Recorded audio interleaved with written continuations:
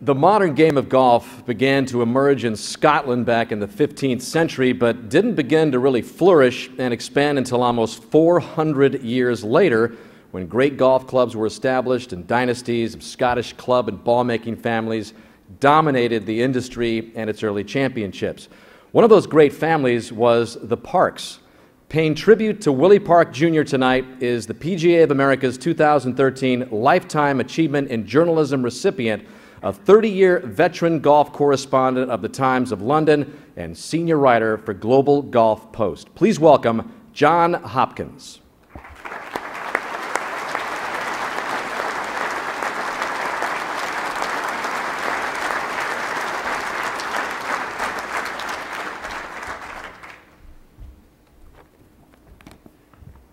Good evening.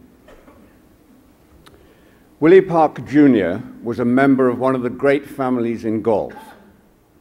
Think families, and you think of Davis Love, father and son, the Harmons, Claude and his precocious progeny. You think of the Alices, Percy and Peter. Perhaps you think of old and young Tom Morris and Willie Park Sr. and Jr., the Montagues and the Capulets of their time, at least as far as their rivalries were concerned. The Morrises won more Opens than the Parks, 8-6, but in challenge matches between the two families, it was the Parks who gained the upper hand. Willie Park Sr. must have been quite a character. He was known for his eccentricity, for playing one match using only one hand and standing on one leg. He and Mungo, his brother, were playing against the Morrises at North Berwick when young Tom received news that his wife was about to die, and we all know what happened after that. Willie Park Jr. was born in Musselburgh in 1864, just past the apogee of the Victorian era, when many parts of the world seemed to be coloured red for Britain. He learned the game from his father, as Davis Love III had learned from his, the Harmons from theirs, Peter from Percy, and young Tom from old Tom. Junior played in his first Open when he was 16, which wasn't quite so precocious then as it might be now. Young Tom, for example, was 14 when he competed in the 1865 Open. Junior won the Opens of 1887 and 1889. He was mustered around the greens, practicing his putting with marbles on the brick floor of his father's workshop. No wonder he and his father were so good at challenge matches. Senior would belt it out there, and Junior would hold the putts. What a pair, what a partnership.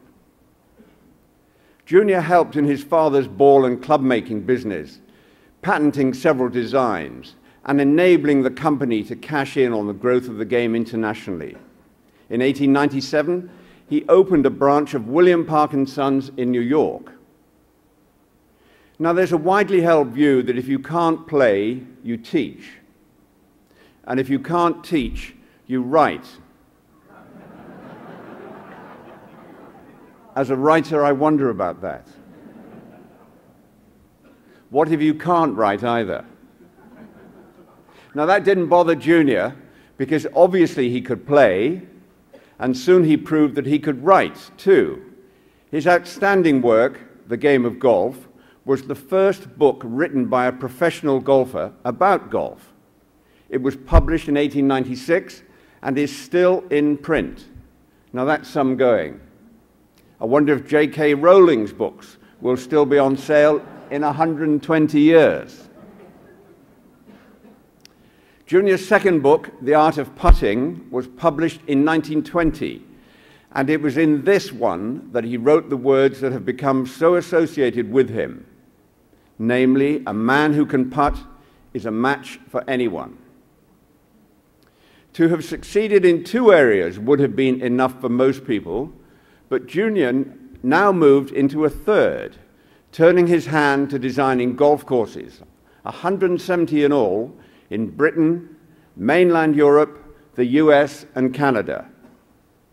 His work includes the North Course at Olympia Fields, Silloth on Solway in England, of which Bernard Darwin, and you knew I couldn't fail to bring him into this, said, "I never fell more violently in love with a course at first sight." And, of course, the wonderful Maidstone Club on Long Island. Junior's best-known work is the Old Course at Sunningdale, and he was paid £3,800 for doing it.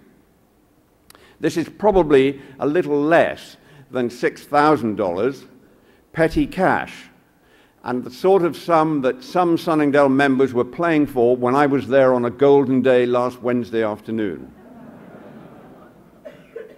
Speaking of Junior, Henry Leach wrote in The American Golfer that, and I quote, "He, more than any, provided the bridge between the players of the money match days and the new men of business who were driving the game forward in America and Britain."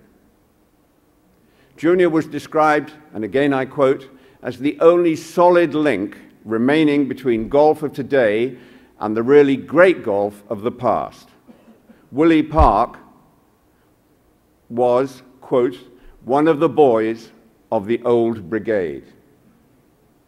In this respect, Henry Leach concluded, there was none like him. So that was Willie Park Jr., who was born in 1864 and died in a mental hospital in Scotland in 1925. And he sends his apologies for not being here. Thank you.